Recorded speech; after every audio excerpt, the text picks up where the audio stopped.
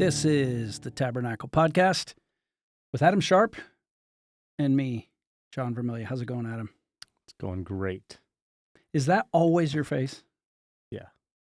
Why? Because it's a do I half. look irritated? Yes, Oh, just a little bit. I'm Is it not. because it's a Sunday or because you're looking at me? Yes. I'm just kidding. All right. I have to confess something to you, though. Give it to me. I think I have to confess. I figured out yesterday I am a terrible host. I had some folks to my house. Yes, some dinner. folks that may or may not be with us today. Yeah. We had dinner. He wasn't there 10 minutes, and he was on his knees fixing the toilet of mine.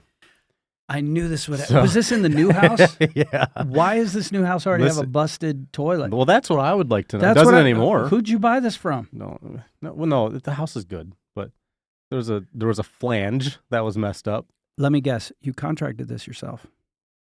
John, we don't need to talk about You contracted this We don't. yourself. These are minor details. All right.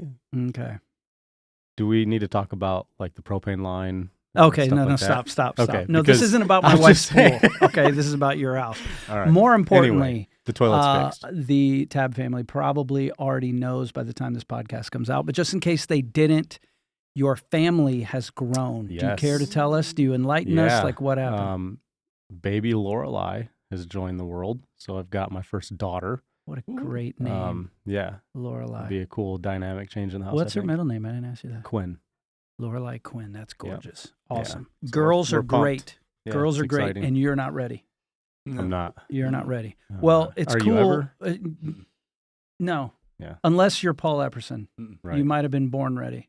Who also knows how to fix toilets. There you go. And by fix, he means stare at Adam while he does it. So, Exactly. So welcome back to the podcast.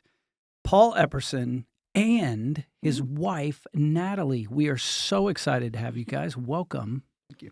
Appreciate that. Good to be back. I know you've heard the podcast before. You've been on the podcast before. Mhm. I don't know if Natalie's ever heard it. She's a busy mom. She may not have had time. I've heard it. I'm not going to I hold it can't say against how you. many, but I've heard it. I'm not going to hold it against you. But if you are a longtime listener of the Tab podcast, you know that Paul Epperson was on episode 117. Did I get that right? Yeah. 117. 116, Let's go 117. 117, one of the few podcasts that was not recorded here in the dungeon. It was actually at Camp 22. Camp 22. Yeah, that's right. So you were also our speaker. So Paul Epperson is a pastor or a preacher itinerant. He also works with Forge. You're rocking the shirt. Yep, rocking. The same ministry that I've been a part of for 20 years. Mhm. Britton Bishop's been a part of. Yep. You also work concurrently. See, that's a big word. I went to What's that public mean, school. Adam? Yeah. What's that mean? At the same time. Oh, yeah. Yeah. Okay.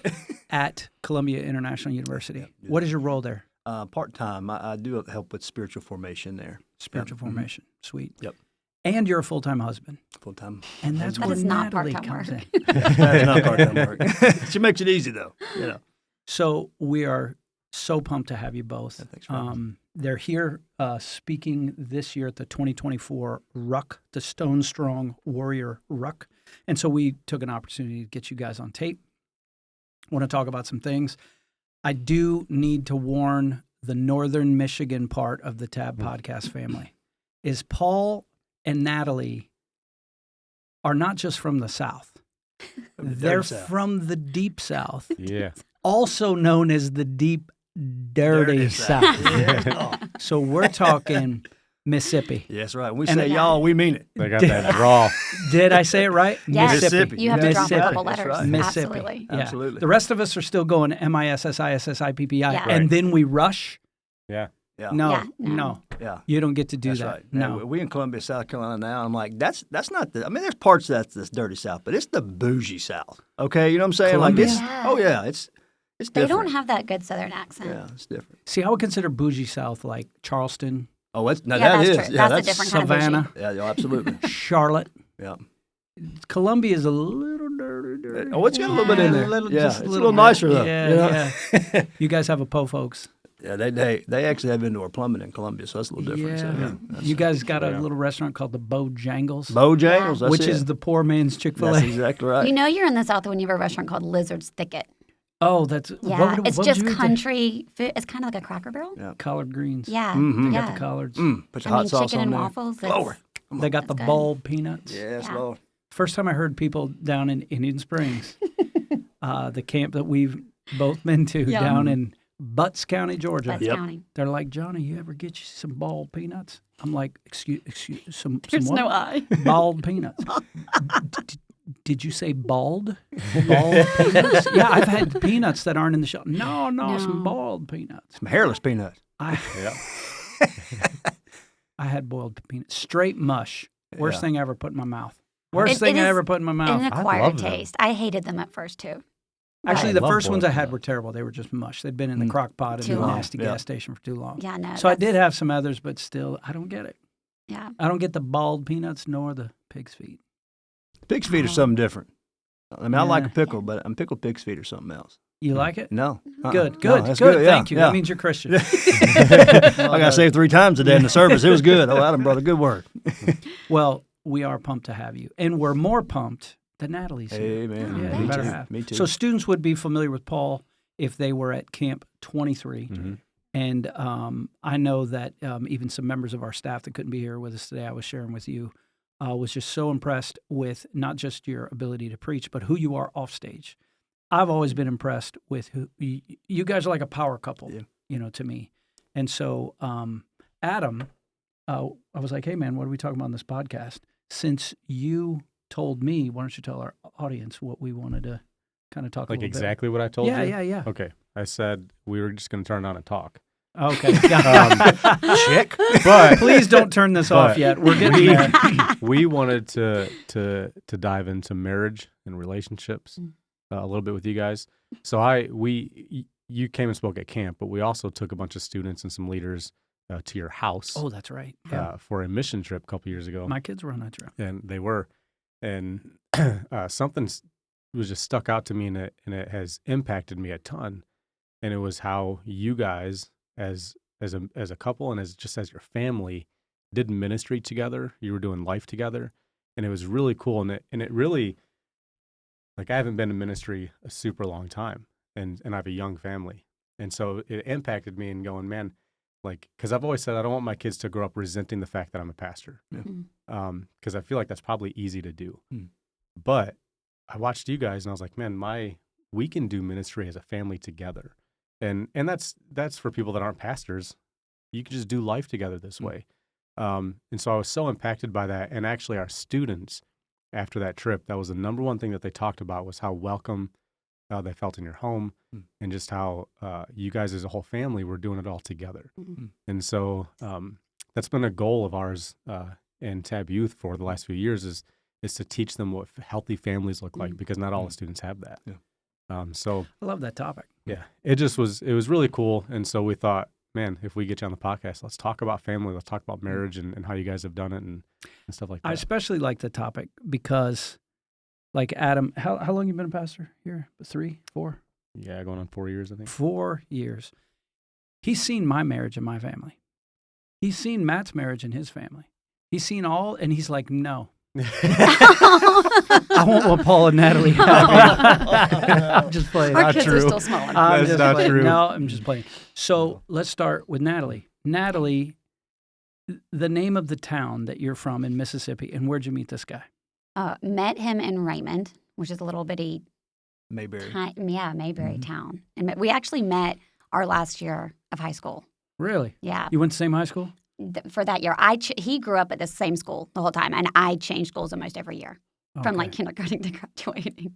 And so that's when you met, when you're both seniors. Yeah. And we you're the were new not- girl in school. I was a new girl in school. We were not friends to begin with. Like y'all were saying this earlier. Like God had really gotten a hold of my heart the year before, and changing schools made it. I'd come into a new school, and my dad a lot of times was the headmaster, and so I was okay to like blend in unless somebody messed with me. I just didn't want to draw more attention than I had to, and God really challenged me to be bold in my faith that year. So here I am coming as a headmaster's kid, trying to how do I share my faith? And Paul was Mr. Everything at school, like the athlete, like literally Mr. CHA, like everybody loved him. We only had 50 people at that school. No, It wasn't hard. So let's just say, even at a small school, we did not run in the same circles. Like we were not friends to begin with. And I'll be honest, like God gave me chances because I thought, I don't know what that's going to look like. And literally from the youth pastor, there was one church that a lot of the kids all went to on Wednesday nights. And I shared some things with him and he was like, that's awesome. You want to get up and share that next Wednesday? Like most of the kids from the school went to this, this and you're church. the headmaster's daughter. Yeah. And so like inwardly, God was like, you said you would. And so inwardly I'm going, no, but I went, yeah, sure. That's great. And I thought, well, here we go. They're all going to know where I stand, when I get up. And so it did kind of make a name for myself. Like I wasn't weird about things, but they knew where I stood. And I actually got to be really good friends with his cousin became my best friend. His aunt was like a second mom to me. I did ministry with his brother who'd had like a radical transformation last year. We just were not. We weren't friends at all. And same sort of like I knew where he stood, but you want to finish? Yeah, then What she saw me in my changed? baseball pants and everything changed. Oh, here we go. No. No. What did you want me to say to that? Well, what changed after that? See, But- that's how this Yeah. marriage Yeah. works. That's No, right. no. That was my What answer. do you want me to say? What do you want me No. to say? That's not what I... No. Cut it out. Cut it out, Matt. When did you notice her? I noticed her. So, the last semester, I was miserable, and I think I shared this a little bit on my Change Life story. And God woke me up to Him first. But what I saw there was a day that we were like, it's like the low end of the Saul, approving like, yeah, put Stone Stephen down there. We were like, let's get the good Christian girl to break, right? So all the guys were doing this. I was like, yeah, it's gonna be good. Headmaster's daughter loves Jesus. We're gonna break her right here. Wait, And sorry, hold on. Was it a Christian school? In name, yes. Yes. But it was Okay. not in the name, Because you but in used name. the name headmaster, Yeah. which Oh, for those yeah. that went to Private public school. Like a private school. principal. That's a principal. That's a private It's a school. principal. Yeah, that's got right. it. Yeah. So and most so schools in the South are like that. that's right. Yeah, it was a private school. Yeah. But so they like hit her backpack and did stuff or whatever it was to her to try to get her to break. And I wasn't living for Jesus. I said I was, but I wasn't. I was at that same youth group, And then, but I saw her and she didn't say a word. She kept her focus on, and literally, to this day, it's Sounds like a Hallmark movie. I know it. She's getting It was like, bullied. Is this Christmas in Mississippi? No, but good movie by the way. Yeah. Did the Kendrick brothers produce Yeah. this? Yeah, they were sitting next to me. I was like, hey, Al, testimony. what's up, man? How you doing? But I literally fell under conviction right there. It's like the Spirit of God said to me, not audibly, of course, but like it just an impression there to go. You say you're like that, but you're not, and I couldn't shake it. So it was her faith that opened my eyes to the Lord. Mm. So I'd say in so many ways I'm indebted, to to her living active faith. So to this day it's only grown, So yeah. So that's when you Yeah. noticed her. When did the, that was after the baseball pants. So then she looked that way, and when is the flame lit? the flame was lit. Honestly, probably a few months after that. It's like my eyes were open to Him. So I just surrendered to the Lord. I said, Got Lord, it. I'm following You now. I don't want to fake this thing anymore. And then it's like He opened my eyes to her, and I went, well, I don't know anybody else like that around here. That seems He like kind right of to me. really did dive in. Like we had one class together, and he waited for me after and asked if he could walk me to class. And his cousin was with me, and she looked at me and was like, "What is that about?" I'm like, I honestly thought they were playing a joke on me again. I was like, I don't know. I But picked the office flowers. You remember that? I picked the office flowers. Like, here you go. the Flowers pot. in the pot. There Like you go. literally, like waited for me every day. And I was like, this is how much we didn't have in common. Like we were walking into class, and he like would comment on the weather, and I was like, what are we old people? Like this is how much we don't have in common. And he just kept showing up, and he was showing up at youth group and hanging out with, I'd hang out with the youth pastor in that crew, and so I knew I saw his intentions, but I then started seeing really where he was getting hungry for the word, and he was making changes, and I made a lot of excuses. Like I pretended like there was, I can be interested in me, but I knew that God had called me to ministry at that point, and His goal was to be a baseball player. Mm. And so I didn't say that to him, but late in the summer, he had a scholarship to play. And he came up to me and he said, he goes, I'm giving up my baseball scholarship. I know that God's called me to ministry. And literally, I was like, crap, God, like I'm out of excuses now. Like now what do I say? So you've been stiff-arming him. Yeah. Like, I mean, hey, like we were spending nice time. guy. But I thought I was guarding my heart. I didn't do it well, but I thought I was going, I'm not going to go down that path. And it kind of ran out of excuses at that point. And he did. He walked away. I mean, his family, they were like, we're all for you being in the ministry, but like, can baseball please just pay for college? And he was like, no, I know the time that's taken, and it's been my God, and I'm not going to do that. Really? And so dropped didn't know it. that. Yeah, so like a week before classes were supposed to start, he applied for the college I was going to and got in. And the baseball guy there was like, "Great, you're coming to play ball." And he's like, "No, I'm coming here because I'm not going to play ball." But he walked away from all of it. And Wow. yeah, so I gave in. Where was the scholarship to that you walked away The from? one I chose was just a school in Mississippi. I Yeah. had other ones, Yeah. but I wanted to stay closer to home. Yeah. And it was a good ride though. So what school did you guys end up at? Well, we started out at Mississippi College for about a year, and then we got We're like, married. that's not what we And want. then we went to Columbia International University, which is funny now. That's where we, Yeah. Wow. yeah, So never we would have went thought that back to coming. school after we'd been married for a couple years, kind of did things backwards and got Bible degrees together. So because a lot of our people are either not from the Bible Belt or, Yeah. well, they're Michigan folks, and Columbia International University was previously called Columbia Columbia Bible Bible College. College. Columbia Bible. Yes. It is one of the preeminent Christian Yeah. universities in our country. Like Yeah. it is trained, you know the stats of how many pastors and missionaries that Send out school more has missions, yeah. trained. It's phenomenal. Yeah. They just celebrated And so, 100 yeah. years. Yeah. But we chose to go there because we wanted more Bible classes. And so it was very specific. We all got Bible degrees, and then you could get specific degrees, whether it was in pastoring or youth pastoring or biblical languages or whatever. So we got way more Bible just as an undergrad. It was like getting seminary in your undergrad instead. Got and yeah. So what did you each major then? So you're married. We skipped that part. Yeah. You know, Yeah. apparently we just chip. Yep. That's how we do in the I know. South. I'm 19. She's 18 and a half. Let's That's go. right. We It were was. I was 20. honest. She was 19. We got Nice. married. 100%. Yeah, Nice. absolutely. Well done. Yeah. And so we both majored in Bible. She did family and church education, Okay. and then because she'd done children's pastor and all that kind of stuff as well. And then I did biblical languages.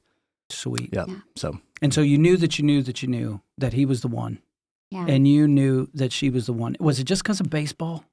No. I'll be honest. I even told somebody as I was watching him grow and learn, it was like God gave me a picture of, I kind of had to the point going, even if this is not who I'm going to marry, God's given me a picture of the kind of man I need to marry. So there were character traits and things that I knew were going to be a good balance for me. you And gotta do I some didn't think things you about that didn't stuff at all.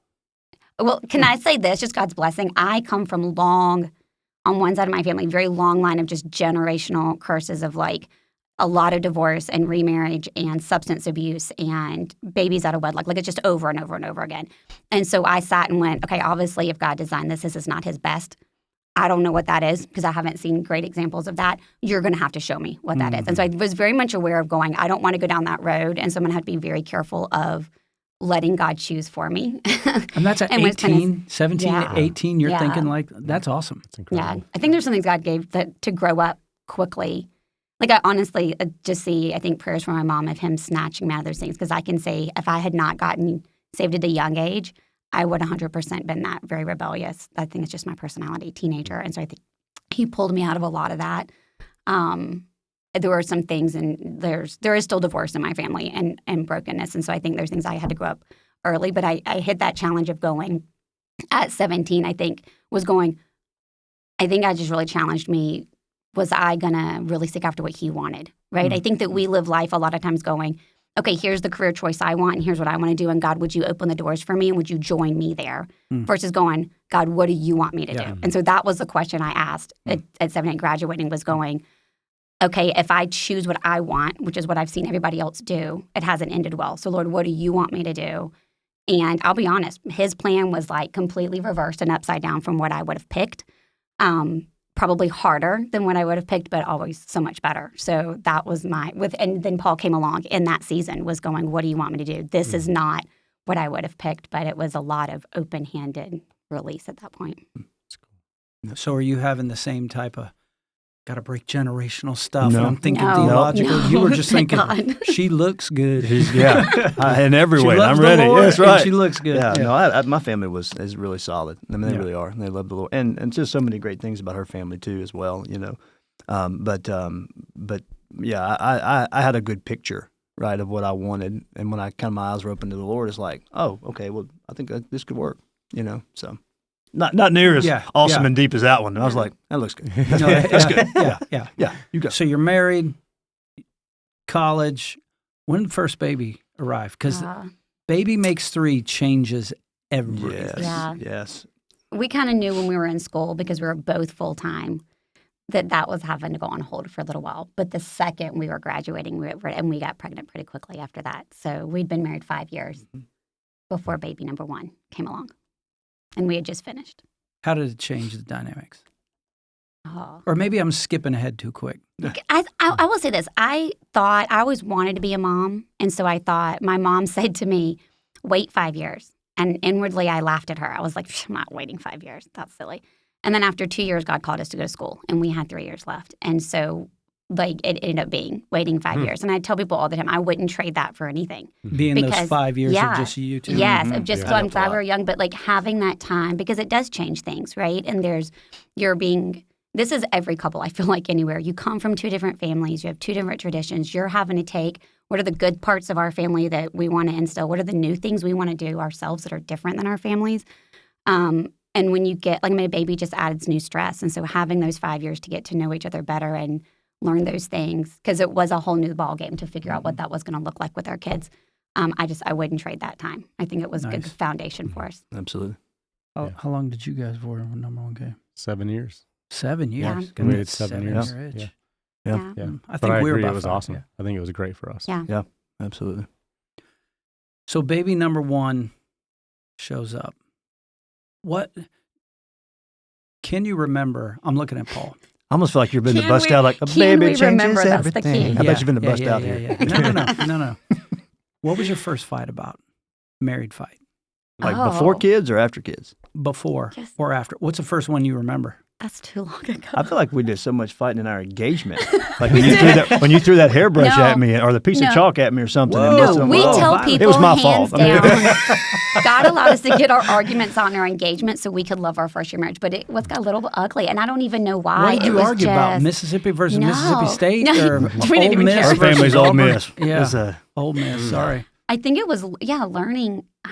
You have a lot of expectations, I think, when you go unmarried. And when I say most arguments are from unmet expectations and things you don't even realize are You there. talk so. That was- She's that just was- dropping That was wisdom. a big nugget there Most- of wisdom. That's why I'm being quiet. Arguments. Yeah. First wisdom bomb just got dropped Yes. from Natalie Sorry. Epperson from Mississippi. Most arguments come from unmet or unrealistic unrealistic. Yeah. expectations. Expound. I don't think we even know that. We go in what we think marriage needs to be or relationships are supposed to be like, and maybe it's what we've seen from our family or another couple that we expect, and then we're married to somebody totally different. And so, argue from that. And I think top of the list always is communication, like learning how to, we think we're communicating honestly, but not always well. And so I don't know. I think that God, I don't remember what we argued about. I just remember there was a lot of disagreements. And there was a part of, I think God uses your spouse to help sanctify us, right? But that sharpening is not fun. It's painful. And so, Wisdom bomb number 2. Are you Yeah. keeping track? Yeah. We're gonna have God uses your spouse yeah, to help sanctify us and sharpen us, but that is not fun. yeah. Take that to the bank.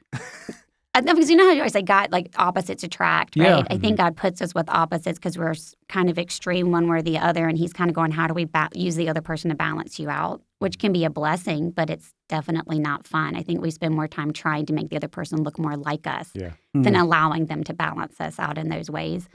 And so I think my expectation of what maybe a helpmate was supposed to be, that I had no problems pointing out to Paul when I saw something that probably needed to be worked And on. it wasn't hard to see. No, but yeah, and I've learned now at this point going, I would much rather have the Holy Spirit convict me than have a friend have to call it out at me, right? Like it's never fun for somebody else Yeah. to do that. And so I think in that engagement, in that period, somebody put a book in my hands and it was talking about praying for your spouse. And very, very clearly God was like, would you just shut your mouth and just ask me to fix it? Right? And it wasn't that what I was saying was wrong, but that He didn't need me to be the one to tell him. And that wasn't helpful. And so He was gracious that it only took a couple of days. And He worked in Paul's heart and we got on the same page and we were good. And I thought, man, that works way better, than my way. And I don't always still do it well at all. But, we can have those conversations to help sharpen each other, but it doesn't always need to be a conversation. I think part of the thing was I was looking at all the things that she needed to change in the same way. And I think that probably that same book. Did you give me that book? That might be why I was in my time with the Lord this morning. Yeah, exactly. But it really, with that Power of a Praying Husband book, that it was there. That was the one that I was reading. And the first chapter, I'm like, yeah, it's going to give me some good stuff to pray for Nat. And the first chapter was, hey, Pray you're the yourself. problem. That's right. Like, you need to pray. Yeah. And I'll be honest, just deep conviction and moment of God's gracious repentance. And there was a change from that moment on. My heart changed as a man. And I Yeah. think that is what helped And- a lot. And you can correct me if I'm wrong, but I feel like one of the biggest things in lies probably like my misconception of being a helpmate, but for you, what it meant to actually be the leader of our family. And I think that he translated that he needed to be the one to teach me, right? And that meant he needed to have more wisdom or things to, and then like not trying to be ugly, but I was like, look, I have walked with the Lord longer than you have. I had my own relationship with him prior to you being here. I don't need you to teach me, right? Then that definition That's has good. to be different. Big- And so it was because he was feeling this weight and this pressure of going, I've got to be able to feed her and give her this stuff. And I was like, I had that before you. And so having to change your mindset of what that looked like of going to encourage me and to spur me on and getting the word, but it wasn't your job to maintain my relationship with Jesus. Yep. That was big. That is big, and that's an interesting dynamic. I don't think I'm going to get in trouble for saying this, but just in case I do, just know that there was a little yellow light that did go on in the brain, but I'm going to just go right through. I'm going to go ahead and hit the accelerator. All right. Sorry, Darcy. Sorry, Darcy. Probably a decade into our marriage, might have been even 15 years. Like I've always used a lot of verbal affirmation, and different times in my life, I've found myself trying to encourage my wife by telling her, hey, I'm just so proud of you. Like, I don't know, she was women's ministry director. She'd pull off a women's, man, I'm just so proud of you. I mean, that's awesome. I'm proud of how God's used you. I've just tried to do all this kind of stuff, and she'd just be like, whatever. Finally, I don't know where we were in counseling or what it was. She finally said to me, when you say how proud you are of me, that sounds so condescending. Yeah. And I'm like, I've condescended to you for 20 years and I'm hearing about it now. Yep. And it was that same dynamic, Yeah. which is no, it isn't you're the leader preacher fella with the big mouth Yeah. and I'm the little meek, mother of your children. Because God uses her all the time to teach me. Yeah. I've called her, she's the junior Holy Spirit of my life. I mean, I've got the Holy Spirit, the capital Right. H, but the little junior one, that's wearing the mascot Right. jersey, that's her, And so I never knew that. And so if you never hear me tell Darcy that I'm proud of her, you know why. Yeah. Because it's like, you ain't my mama. Yeah. It's You like, ain't sounds my like daddy. you're a child. Yeah, that's right. But you guys have been married 22 years. Almost 22. So I probably should have said that. You have 5 children. 5 kids. So even though you're in ministry, this applies to anyone of what you speak. So I just want to give that Yeah. context before you give us the next question. Oh, I have Yes. next. I know you've question. got tons of questions. You always do. Can I say something also to the one you asked? What were the biggest fights? I know if we're Are you we're doing leaving that so that, he can think of a question? yeah, Yeah. a little bit, yeah. Bro, So come on. no, I'm We're just providing thinking. you time, But you Adam. said if we're past that, I'll move on. Yeah. No. But another thing for me was the bigger fights. I think up in the first many years of our marriage was let's be honest. Most of the fights are my fault. Let's just be not because she says that. Because let's be honest. Are you saying that because she's right here? Hey, hon, how are you? No. Anyway, so how you doing? No, I mean seriously, I think I'm just too selfish. I think that's a big part of it. But that's part of the sanctification process. There's ways that I do that in her life too. Yeah. But I was like, man, it's most of my fault probably because I'm just living I alone. hate that. I know it. It drives me insane. I want it to be her fault once. Just once. No. But was dealing with family, and it took because we all lived on the same property. My family's super close, right? And they're like, she is a daughter to them. They treat her just like that. And You're thinking about your family. my treats family, her Yeah, like a yeah. and I love Got her it. family. Yep. They same for me to them, whatever. But I think for me, we also lived on the property together, which made it harder. I think is that I was, without realizing it, putting more value on my family than hers, and I was choosing them over her and her family. That was I think that was a big one for me. Yeah. And I think it took a while for me to have to let the Lord deal with my heart to go. You're putting more value on who you grew up with than her, and you're not treating them as family, and you're choosing them over her. Well, And that's that huge. was so Yeah. much. I mean, so much friction because my family is one of those, and rightly so, always wants to do stuff together, and it's fun. It's a great time. But man, did God have to do some major heart work in my life, and boy, has He. Because I had to realize, look, God told Adam, a man shall leave his father and mother and be joined to I his was wife. thinking Yeah. the same thing. And I was like, oh. And so it changed a lot for me. So We love to do premarital counseling, and I think a lot of it is like, hey, here's the things we wish people had said to us before we got married. And so there's things like that when we're like, here's arguments you will have, right? When it comes to the first holidays and where you're going to spend the first holidays, like because every family has traditions, right? And nobody wants to give up those traditions to begin with. And we were the first out of like all of the grandkids pretty much to get married. And so we felt pulled and we ran ourselves crazy trying to hit up 4 houses in a day or whatever. And it was miserable. And by the time our first baby came along, we were like, we've had enough. Like we're trying so hard to keep everybody happy versus just having the time with them. Hey, here's when we're going to be there. We'll see when we see you, right? Like, and it there was a lot of conflict and it hurt feelings and whatever until they all started to get married and realize, oh, we have the same problems. Let's do Christmas. Let's celebrate together on a different day, whatever.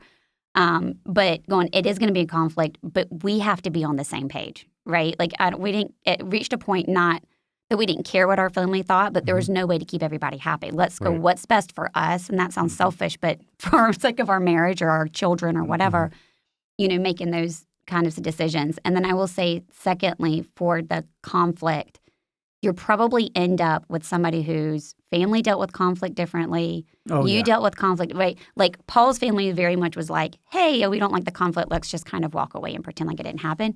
And my family's like, I grew up between 2 brothers. I'm like, let's duke it out and be done. Like, you're not going to hurt my feelings. I'm not going to hold a grudge later, but fight with me. Like, let's get somewhere with this.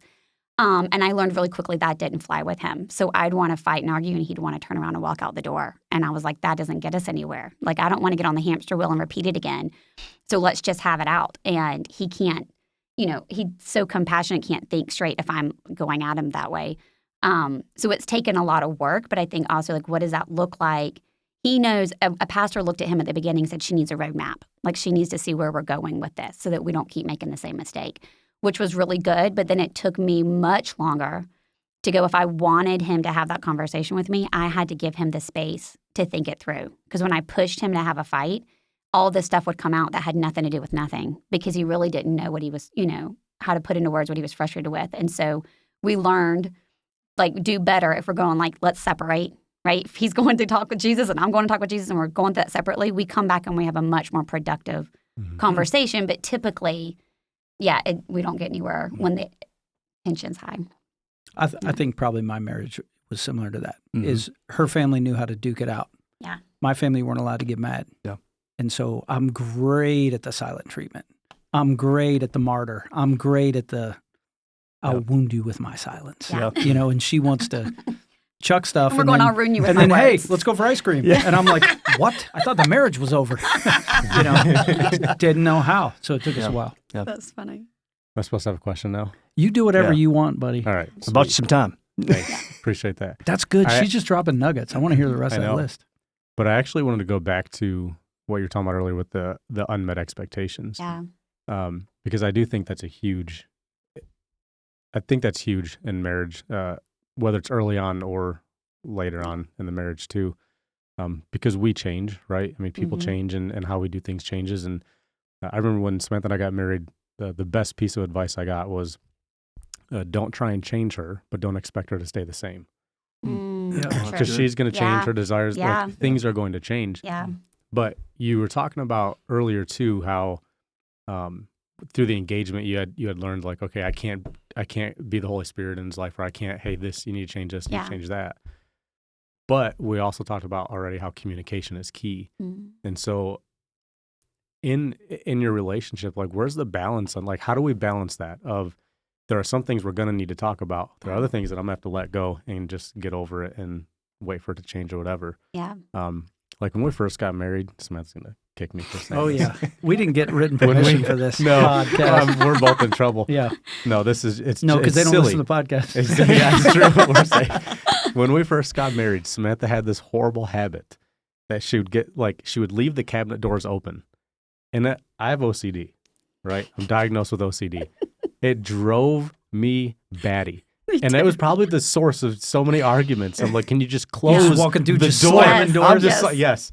I do that now. But even to this day, Samantha will be like, why are you upset? And I'm like, I haven't said anything. What are you talking about? But she knows. It's how you're doing this right now. But just that balance of, like, there are things that obviously you got to just, hey, that the cabinet doors being open is not that big of a deal. Why am I creating an issue over this? He gave you hands. You close them. Yeah. That's right. She had hands to open them, But just that balance of, like, some of the things we do need to talk through, Yeah. and some of the things we don't, because I feel like sometimes in the counselings and stuff that I've done, I feel like people are on one end of the spectrum or the other. They don't talk about anything. Yes. Or they talk And about too nothing much. gets resolved, or they talk about everything, and you're like, bro, you didn't need to talk about You the didn't Then we're need to just bring that up. nitpicking about every little Yes. thing. Yeah. So like finding that balance, I guess, like how did that go for you? Like as you're going through that process of like, man, Paul's got to fix these things because the baseball pants aren't cutting it anymore. But I'm not going to bring up everything. Yeah, that it is a hard balance. I think we mess up all the time. I think it's so funny. I'm laughing about the cabinets because there were several things like that I'm going, if I'm doing good, I learned to pray through some things, right? Is this just I think we all have OCD in some area or others, things that bother us, right? So when we first, not like this is not a big deal, but when we first got married, you go to live with somebody and you realize I have habits that you didn't know, right? Yeah. So Paul would notoriously leave gum wrappers just like everywhere. Or he would use paper towels and just leave them on the counter. And I'm talking like we're right above the garbage can, where I'm like, why is it not that? I might why is use it it difficult? again. You never know. Just drop it in the garbage can. It's right here. So I was constantly picking those things up, and it did annoy me. But I just thought, is this a character thing? Like, is it really that big? Like, this is not a sin issue, right? Mm-hmm. I should let this go. And at the same time, it's just getting under my skin. And so not in the moment of being angry and annoyed by it, but I just had to laugh about, like, look, we're just different, right? Those are things I didn't notice. I'm sure I have those things that drive him crazy. And so I just asked him, I said, can I just ask why you do this? Like, the garbage can's right here. Why not just toss it 2 inches lower, the garbage can? And he just started laughing, and he's like, I don't even pay attention to the fact that I do it, right? And because I was debating, do I bring this up? Is it not? And so we laughed about it because it wasn't in a moment of frustration, and he stopped. Like, literally, he's fantastic about, like, if we have conversations, a lot of things like that, he can make going, okay, that's an easy fix, right? Like, he stopped doing so it. tell me I slob. I can work on that. Yeah, I can fix that. And so out of love for me, because he knew it drove me crazy, even though it wasn't a big deal, there's things that he changed. There's also things going, how do I love him with, there's other things that we do that we're different, that we drive each other crazy. And I've had to go, is that really something that needs to change? Or is it just I need to love him and this is how he is and it doesn't matter if it gets on my nerves? So when it comes to big issues, I think when I'm doing the right thing, I think I spend more time praying over these things. Is this something, we're talking about the Holy Spirit, is this something that I need to address with him? I think I've learned more so, Lord, would you just change his heart on it? If not, change my heart, that I need to get over it. And if it's something that, you need to show him, would you open his eyes? And I've seen God's graciousness to do that in times that I don't need to bring it up, and he brings conviction in that way. And then, sometimes it is the reminder that I am here to be as a helpmate, and God's made me to look at things differently than Paul does, to kind of say, hey, have you paid attention? And I think we've done well in honoring those things. Like, if there's a big decision to be made, a lot of times Paul's going to say, what do you think? And like, we pray separately, and then he's going to ask. At the end of the day, it's his decision to make, right? But he's going to ask me my opinion because I'm going to see the pieces he doesn't see. So if we can work as a team, we do good. But calm down about the cabinets. Yeah. Did you pray about it? Can you teach my kids how to do that? Most of my kids that leave them open drive me crazy. But you said something there too that I thought was cool. And Samantha is very good at this, and I am not as much because I'm not very smart. But I think to avoid conflict and still have the conversation, you mentioned asking questions. Yeah. Which is like counseling 101, right? Yes. So something Joe would teach us. Don't accuse, just but ask the questions. Yeah. Like Samantha's very good at that, right? She'll ask me questions and lead me to where she wants me to go Yes. anyway. That's yes. right. That's gracious. But then, technique. That's kind. But then I don't feel like I just got, in trouble. Yeah. Yes. So I think that's because I'm sure there are going to be people listening to this going, I don't know how to broach the subject. Yeah. I don't know how to have the conversation. Every time we talk, it ends up in a fight. Yeah. Well, how are you going about the conversation? Yeah. Are we having a conversation that's accusatory? Or are we asking questions? Are we coming into it with, because that's another thing that you said, Paul, we really didn't need you here, bro. I'm sorry. I told y'all before we got on here, I was like, you don't need me here. But you look good in that baseball shirt. Baby. But also going into it, and I need to work on this.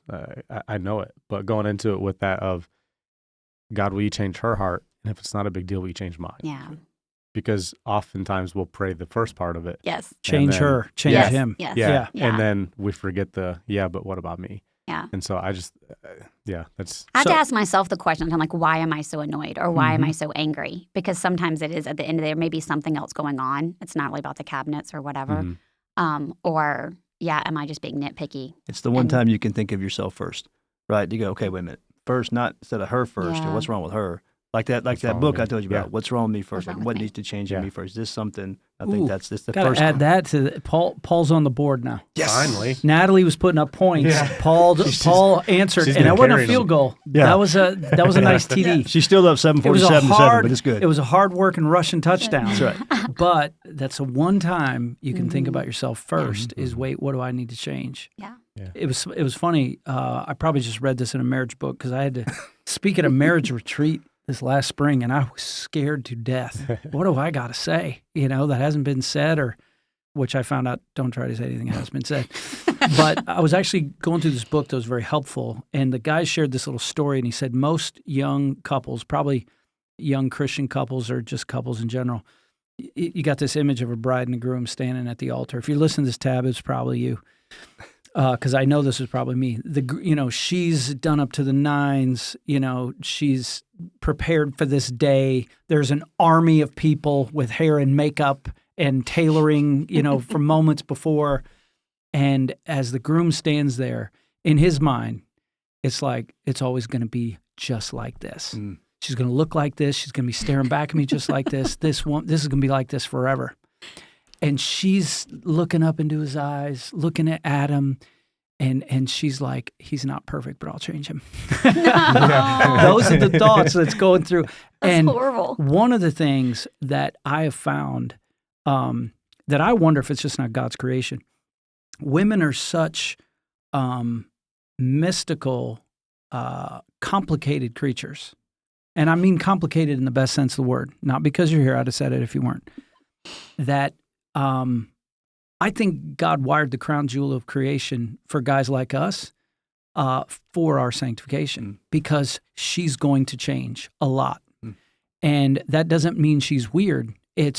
They're just highly evolved and still evolving, micro, not macro. But it's always, and essentially what it was saying is that a man's job, and we'll actually talk about this more as a tabernacle family.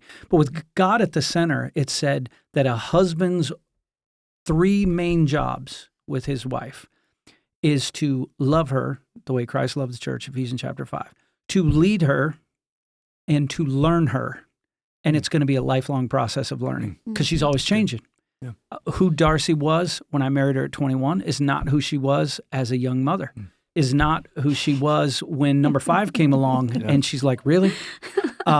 Who's not what she was as the nest starts to empty, and things change. So it was to lead, love, and learn. Paul, do you think that that's true? Oh, 100%. 100%. I mean, there are 3 L's that made it easy. I like it. I'm like, man, that's good. I got that one down. So have you found yourself in positions where it's like, this wasn't the same woman I married, something's changed? Oh, yeah. I'd say almost just about every 7 years. Really? Yeah, we've been married 22 years now. I'd say about 14 or 15. Does that frustrate you, or you're like, oh, no, this is a new adventure? Both. Yeah, I think for a while it frustrated me to start with, and I had to look at it in a different way, right? Because I have to look at it and go, man, what does love look like here, right? Because my thing is, well, this is what's always worked. I'm loving, because I'll say this. She looked at me, and remember, when I say something now, she says to me, don't think she's like mean in this. Like she lovingly tells me at the right time, prayerfully when it's needed. But she came up to me, she loves the house clean, so that's my way. I've already shown her love, or the ways that I've always done it are good. But she came up to me and she goes, you don't brag about me from the stage anymore. I don't think you love me like you used to. And I went, in my mind, not out loud, in my mind, I'm going, woman, what are you talking about? Like, I do, I'm 100%. I'm doing everything I've always done, right? That mentality. And long story short, she was right. And I started bragging about her again. And what I have found is what Hebrews 13 says, the fruit of the lips that acknowledge his name. The more I bragged about her, the more I fell deeply in love with her again. And what that did was turn my eyes and attention towards her to learn her in the way that she needed to be led and loved in this season of her life. because before I didn't see it. So when I'm doing the things that she's always received as love and has always been leading her, she changed, right? And like you're saying, John, and so I had to have eyes open again to see that. And what that comment did was help me to go to the Lord, and he opened my eyes to that. So yeah, I do agree with that. I want to add to that because we went through.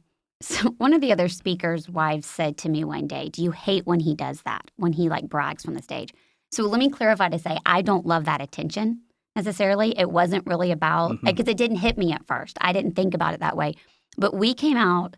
We had a season of about 4 or 5 years that was just really dark, hard, spiritual warfare almost 24/7. And we went into survival mode. Like it was, how do we keep our head above water? And it was a struggle. And so on the other side of that, we were doing better in one sense, but it was one of those things that I realized we had stopped doing some of our good habits, right? The things that were good to feed our marriage, we had stopped doing them because we were getting by with the bare minimum for so long. And so like he's talking about, like probably my number one love language is acts of service. And so we for so long had just done the bare minimum and done like, okay, this is his top, I'm going to do that. And we just ignored all the others. And so I hit a season going, I saw him doing those things and I had to ask myself, like, why do I feel unseen? And it wasn't because I needed him to brag about me, but I realized we had stopped giving any kinds of words of affirmation or any of those other things that we all still need. And we were just doing bare minimum. We were just getting by the skin of our teeth. And so it was like, I said, hey, we're not necessarily falling into bad habits, but we've stopped the really good ones. And we're That's struggling a good way to put here. that. And so it took work. Like it took us going, how do we get back to that place so that we're not drowning again? No. That's strong.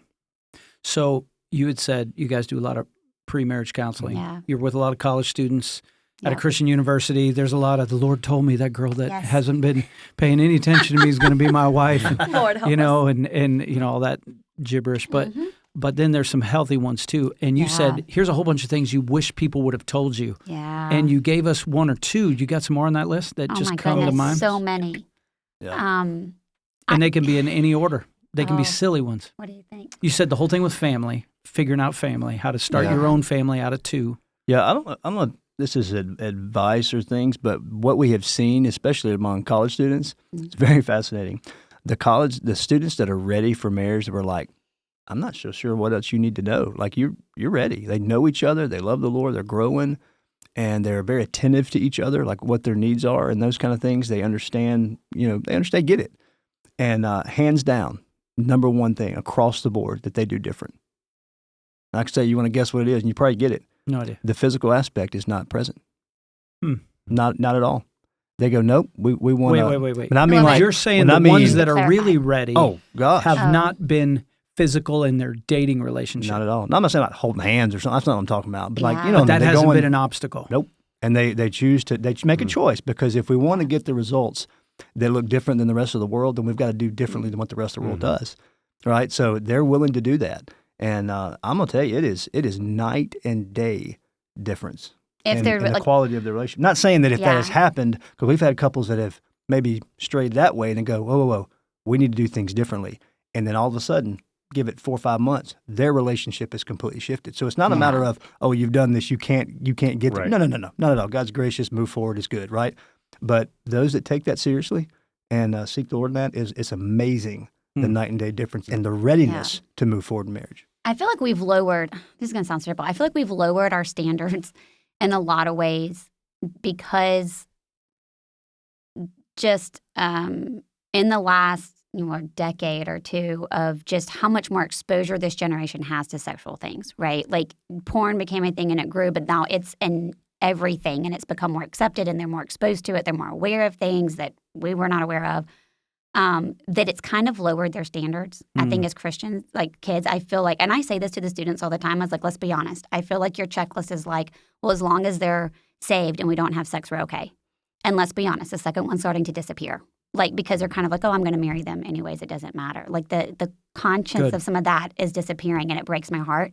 And so we're watching it overflow and affect everything else in their relationship. But we had one couple we were doing counseling with, and normally there's always going to be a couple of things. And I'm like, I say red flags, not like they don't need to be married, but this is going to be the biggest struggle for them. This is where we need to spend the most time. And I wasn't finding it. And I told Paul, I was like, I don't think they're being dishonest. I'm really pretty good at, telling if somebody's lying. But there's got to be some kind of hiccup. And they've been together for through high school and college. It's been several years.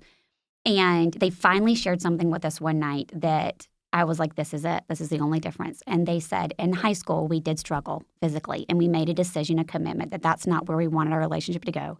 And we didn't want that to be a struggle. But we knew that backtracking was going to be difficult. And so for us, the only way to do that was we just kind of made the commitment, like kissing and that kind of is just off the table. Because they said if we went back there, we knew we were going to keep crossing lines. And so, I'm not endorsing let's go back to I Kiss Dating Goodbye. But for this couple themselves, they removed that and then they said everything after that, it changed. And I realized their communication, all of the things that we're looking through was better because that wasn't a temptation for them anymore. That had come off the table. And so we've had other couples that are struggling in every other area, but it's because they keep falling in this and that, physical area. And so we've gone back on what is it worth? You want to get to your wedding day and you don't want to have regrets going down the aisle. So what are you willing to do for the next 6 months or whatever, up to that time? So we had a couple that was engaged in that way. The girl was like, can we just get married now? Because I'm tired of feeling guilty. And the guy was like, no, we've got this 6 month, commitment. And so, you can change it, but what are you willing to do? It's going to look extreme for other people to say, hey, I can't go to your apartment anymore. Your friends are going to say that's insane. But here are the places you're struggling. Remove those places. And it's only for 6 months or whatever. And they did. And like he said, a month later, they're like, this is the healthiest we've ever been the entire time we've been together. And we've laughed more and we've communicated better because we just removed that as being an obstacle. And I think we're not willing to do what it takes in order. A girl said to me recently, it was about getting rid of an app or something. And she's like, I know that sounds dramatic. And I was like, really? Is that dramatic to just get rid of an app? Scripture's if your right hand makes you sin, cut it off. That's dramatic. So why are we? I think deleting the app's a little dramatic. Yeah, why are we making these little things and the aiming, not because the app itself is sinful, but aiming for holiness. If this is a stumbling block for me, getting rid of that, why is that dramatic? What am I willing to do in order to aim for God's best? Oh, that's money. Now, since I went with the 3 L's with you, I'm going back to this book that I actually ended up, this book was so good, I taught this at this marriage retreat. You're about to use the S word, aren't you? Nope. Oh, I got somewhere else. I got it invited back. So they must have liked it. And I got to credit our executive pastor, Adam Ray, because he gave me the book. I can't remember the name. Oh, it's called The Marriage Wheel. And on this side, it was saying that the man, with God at the center, the man's job is to love his wife the way Christ loved the church, to lead her, to actually be a man, and that's about responsibility. It's not being about the boss and all that kind of stuff, and to learn her. On the woman's side, it said her job is to follow. It was originally 3 F's, but we changed the middle one because the middle F was not a good for junior high minds. But it was to follow, to complete. There was a different word that started with an F, that not a bad word, but it just didn't work. I'll tell you later. But it was to follow him, to complete him. And I'm asking you, Natalie, is this true? And the third one was to be a fan. Yeah. And it traced it back to this. It said, not, the cheerleader, go Paul. Yeah. Oh, Paul, you're perfect, Paul, in your baseball pants. No, Amen. No. But essentially what it trailed back to was the deepest need of a woman is security. Yeah. I actually like that to love because we all need love. Yeah. And it said a strong man who loves, leads, and learns, that's where she can feel secure. The deepest need of a man is significance.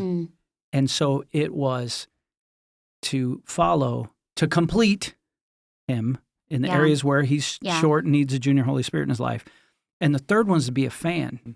And it said this, it said, ladies, if you are not your husband's biggest fan, he will gravitate to whoever and whatever he gets the most significance from. Yeah. It might be a person. And actually, I'm reading this and it said, if you're not his biggest fan, you need to ask yourself who is and why that's the case, because that's where his heart's going to go.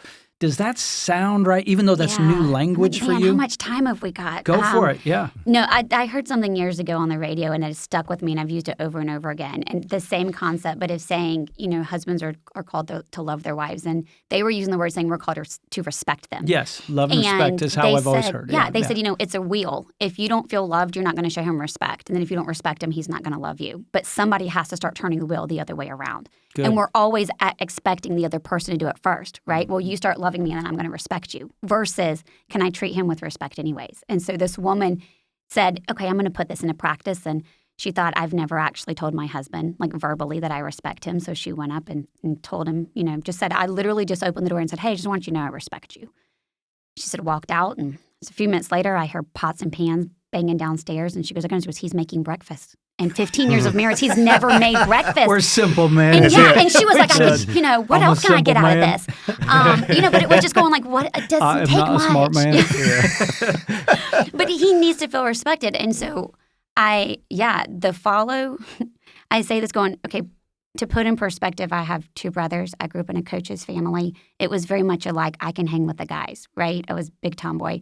And then also, I had a mother who submitted beautifully but was not treated respectfully in that, right? So submission was like an ugly word to me. Like I was like, that's like getting walked on by a doormat, which is not, I could talk about that, it's not God's design.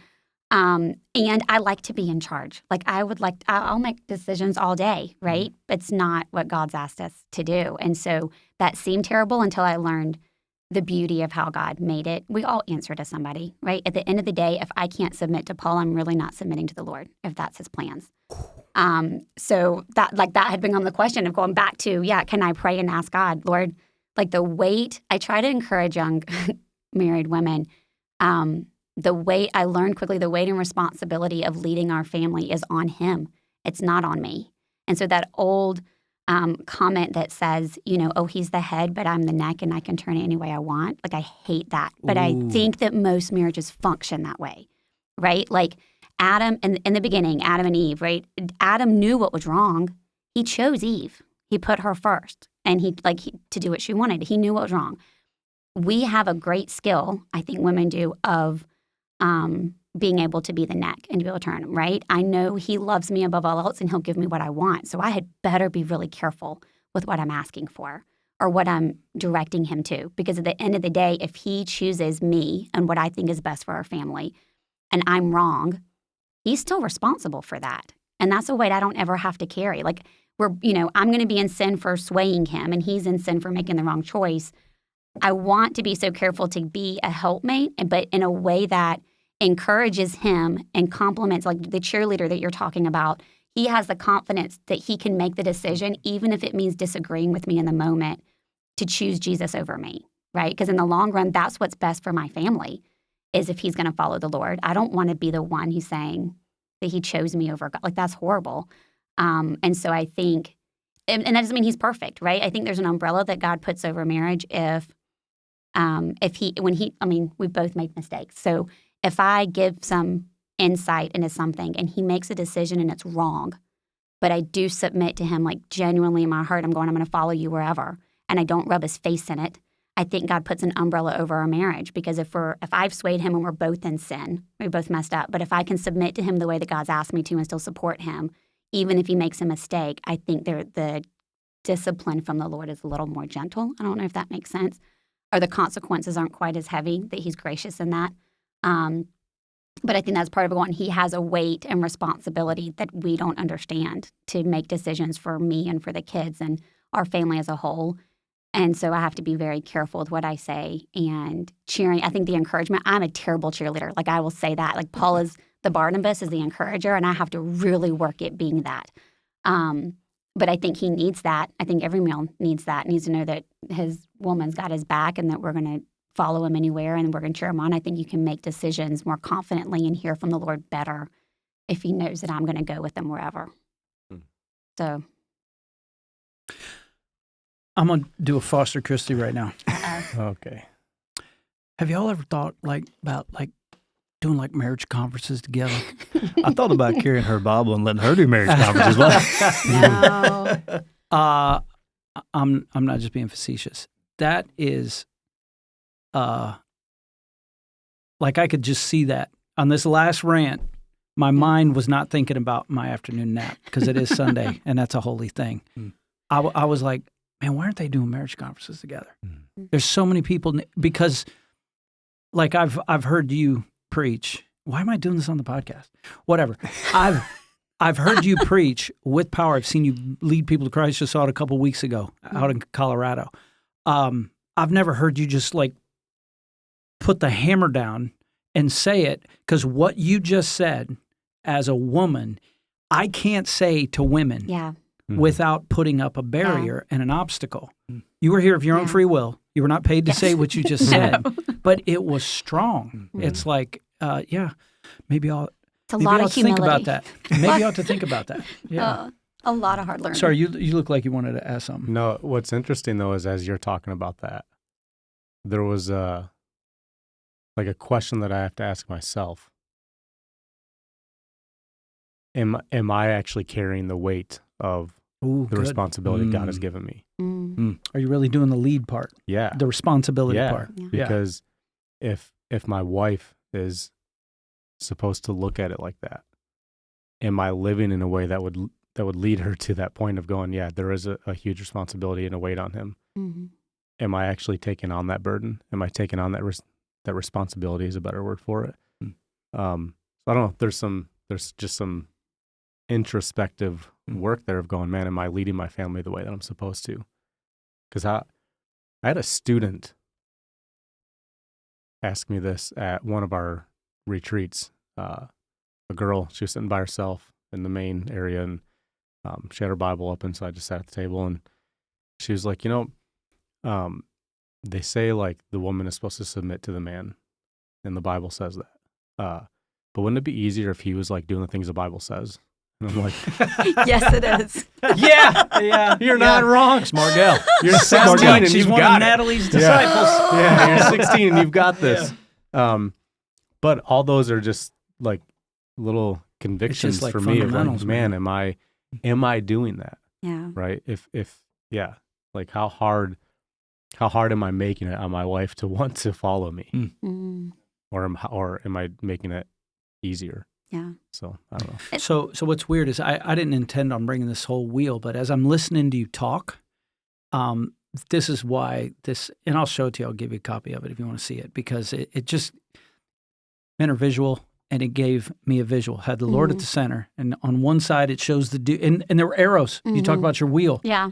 The arrows of his L's. Yeah. And then hers, to follow, to complete. Yeah. And to be his biggest fan. It said, when each go to sin instead of doing what they're supposed to do, what you just said. And again, someone else wrote this book, not me. But the man goes to neglect. He neglects to lead. He neglects to love with his words, with his actions, with acts of service, all the love languages, with learning. He neglects to learn her. And in her sin, this book, not me, said, she goes to nagging. Yep. You're not loving. So now I'm not a fan. Yeah. Now I'm not following. Now I'm not here to help you be better and complete you. Yeah. These are all the ways you mess up. Yeah. And now we're not talking about, and I'd have to reread the chapter to remember what it said. We're not talking about paper towels left 2 inches above. No. No. We're not talking about little things. Yeah. Or it's you always, you never. Yeah. Why don't you? Words we should never use. Exactly. There are certain things that both will go to, like a man should never neglect his wife. And, I've told people before, it's like, you don't ever, I think it's 101 in a marriage. We never lay hands on somebody. Okay. So that's a line. Another line is names. Yeah. You don't need to be calling anybody by their names or honey or sugar plums or babe or whatever it is. If you're from France, chérie, but there's certain lines. But that other line where it's like we've lost the first love, and now it's all the things that he can't get right, and then he's just, well, if I can't get it right, I don't feel any significance. Yeah. I got my head in the sand, and then we wake up and the relationship's broken, or we're estranged, or worse, divorced. Yeah. And so I like the wheel analogy. I feel like if we're when we get to that place and we're not doing the things you're saying, it's like our wheels are spinning, like we're stuck in the mud somewhere, right? But when we're doing the ones that you're talking about, it's meant to be, we're following what God's asked us to do, then we're going places, right? Yeah. Then our wheels are purposeful and we're getting somewhere. Well, there's something about the wheel that I actually learned from my wife years ago because we read every marriage book under the sun. And I love my wife. I love our marriage. It's certainly not perfect. We've learned a lot about ourselves and about Jesus. But I felt like in the 90s, sorry, that's how old I am, the early 2000s, a lot of marriage books, I don't know if they just think men are stupid or that women are gullible, but to go back to your analogy, and this is not what you were saying, but when that woman ducked her head in and just said, I just want you to know I respect you, and then he made breakfast. Yeah. I've seen a lot of people will read that marriage book and, they'll tell a dude, hey, man, if you like your wife to be more responsive to you, you ought to do the dishes. Yeah. You ought to clip your fingernails. You ought to, expectations. Yeah. This is what I want from her. Yes. So now I'm going to serve her like I should so I get what I want from her. Or this is what I want him to do. So I'm going to give him what I ought to because he's my husband. And then there's But at the heart, that's selfishness. That's selfishness. Right? It's how do I get what I want, not how do I love the other person. How about you do the dishes just because she's had 5 of your kids and needs you to do the dishes and shut up? Yeah. Do the dishes, watch the game, leave her alone. Yeah. Or vice versa. Yeah. How do you, have you ever fallen into that trap of, because then aren't I just the head trying to turn the neck? Is it what can I give or what can I get? Exactly. That's, the question. There's a little book that somebody gave me. We'd probably been married 3 or 4 years. And it's really actually hard to find copies because it was just this older lady who'd written this book. It's very simple. And I think she had printed copies herself. And an older woman handed it out to these young couples. And it's literally 3 or 4 pages for a chapter. And it's mainly straight up scripture, but it's about submission. And I think she saw how it was killing marriages, that we weren't practicing it. It's very women's rights and like equality and like all this, junk that's killing our marriages. And she just covered like, here's what scripture says. And then practically, here's a story that would show what this would look like in marriage. And it's hard. Like I can pick it up every 5 years and there's going to be a chapter that punches me in the gut, spiritually. And so that I have to chew on. And she talks about false submission, right? So what does it look like that I'm doing those things that I'm called to do that looks like on the outside as a godly woman I'm supposed to do, but inwardly, my heart, I'm doing it to look holy or looking to feel good that I can check the boxes, I've done the right thing. But then in the end, maybe it is really a manipulation of trying to get him to give me what I want because I'm doing, what looks good on the outside. And it's tough. It's hard, but it's good stuff. See, I think one of the biggest things that holds marriages back is fear. Fear on both parties. Yeah. And this is the way it plays out. Men, because our deepest need is significance, we feel like we don't know how to lead. We don't know how to take responsibility. Can't be like our dads or our grandfathers or those that stormed the Normandy beaches. So out of fear, we don't.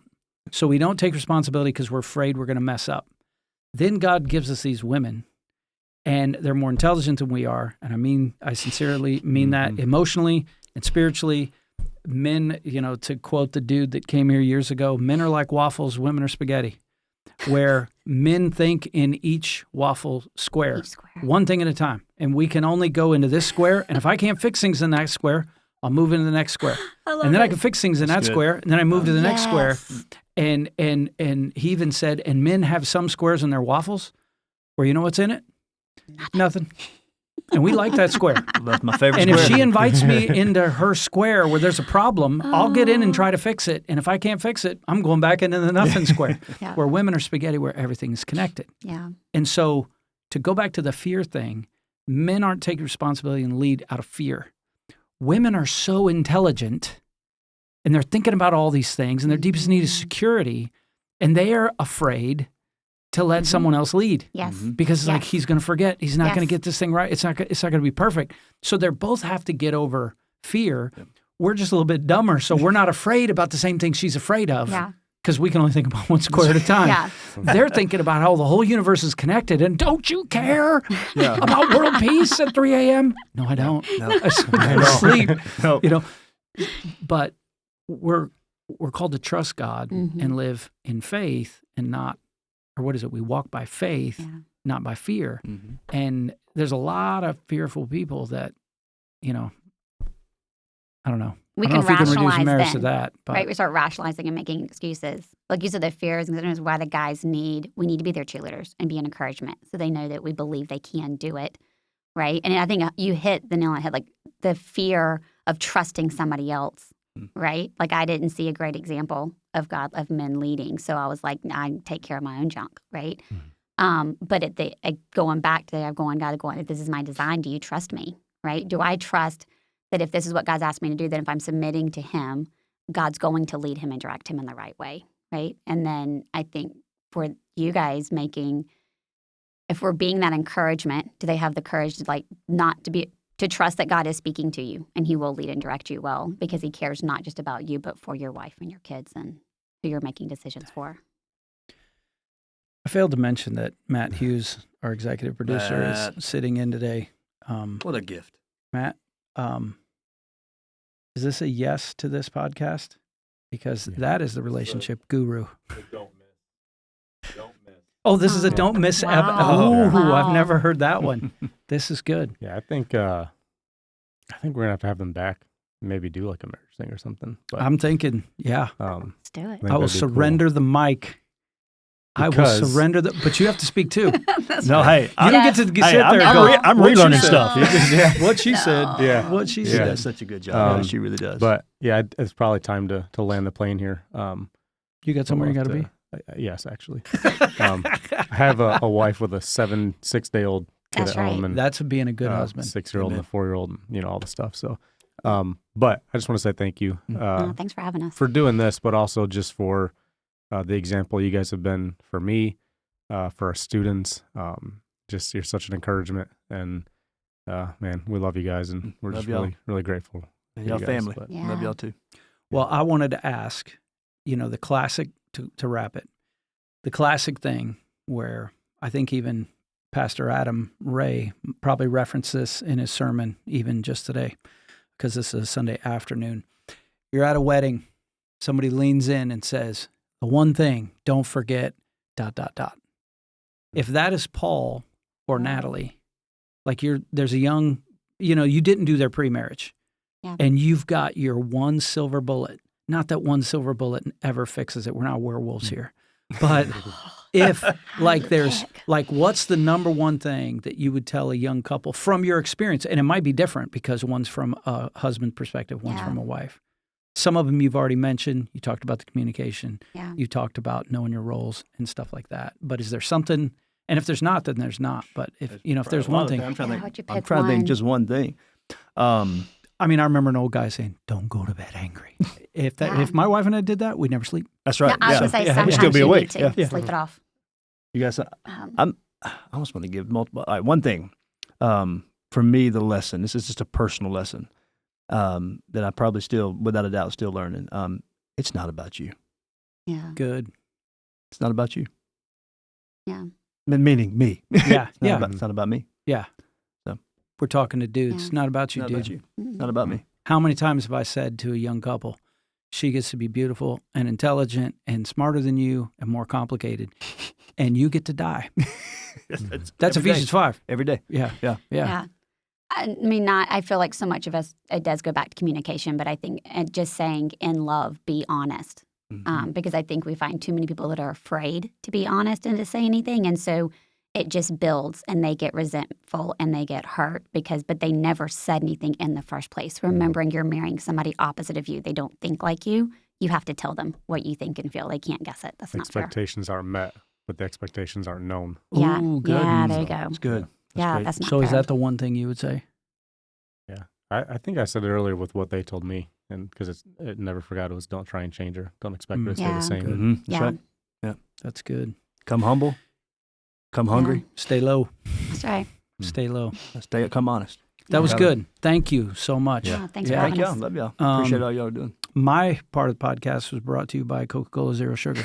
Apparently we got Pepsi guy going No on free down shout here. out to Coca-Cola or Pepsi. No. Is Ice no. Mountain, Michigan? Is this Michigan? I don't know. No. Where's Let's just say the it Ice is. Mountain Actually, it from? might be. Oh, is it? There ain't It's no made Ice up Mountain. gotta just say for on the back where logo. it was. But they're not open today. Yeah. But we do love some Chick-fil-A. Yeah. And I was Jesus. telling you Thank you, Lord. yesterday, thank you, amen. Oh, I have been talking about peach shakes forever. Mm-hmm. And you need to know, I got a text from Has a Britton rival. Bishop. Britton Bishop. Wait, who is he again? No free Does he shout-outs, still work Britton. here? Yeah, no free shout outs, Britton. But he sent me a text, wanted to know if I had tried the brand new Chick-fil-A banana shake. Mm. And my response was yes. And then I can't believe these thumbs right here, these thumbs typed, it's I'm proud of you for probably using your better thumbs. than the I know. peach. What? Proud of you for using your thumbs. You old people like to talk to text no matter where you're at. Drives me nuts. It's true. Hey, bro, it's not about you. Sorry, go ahead. It's about Chick-fil-A right Finish up. now. Finish up. These thumbs said, it's probably better than the peach shake. Oh. And the young Jedi said, and I agree, that is all. And I'm Wow. like, oh, dang. So no free shout-outs to Chick-fil-A, but it is a free you. shout-out. Yeah. Try yourself a banana try shake it. if you like banana. Yes, and as I hey. told you, I have it on good authority from one in my family who may or may not work there. It's real bananas. Real It's bananas. made from, I mean, it's a mix, but it's a real banana mix. They Yeah. got the Nice. chunks. Really and felt the it's, spirit when you said that. There you go. oh, it's There you better go. than banana pudding. So Mm. anyways, All right. thank you, Thank y'all. Tab family. This is a brand new season, the fall season, whenever this comes out. And Matt, thank you for messing up Matt. your day to be with us. What a gift. Mhm. We love you. Have you seen the lats on this guy? Oh, yeah. It's like Goldberg. It's world Perfect. class, Traps and lats, man. Traps and lats. but mostly the lats. Lats. I mean, Wrap in it the up. back, Wrap it up. there's just wings. Dude, just going to walk out on me? I might. All right. Share this with somebody. If your marriage, I'm serious now, if your marriage, if you need some help, please feel free to contact your campus pastor, Yes. somebody on Mhm. staff. Yep. Don't be that guy or that girl that's like, oh, I don't want to embarrass myself. Go talk to somebody. Sometimes just Yeah. having somebody else in the room makes it easier. Yes. So Yeah. most of that, we have people that want to talk with you, try to catch Paul and Natalie when they're in town. Yeah. You do an excellent job Mhm. of marriage Yeah. counseling. Yeah. I know you have. I've talked to people that have sat with you. Matt Hughes will drop wisdom on you anytime you want. So don't suffer in silence. I think our marriages are supposed to represent Christ. So Yeah.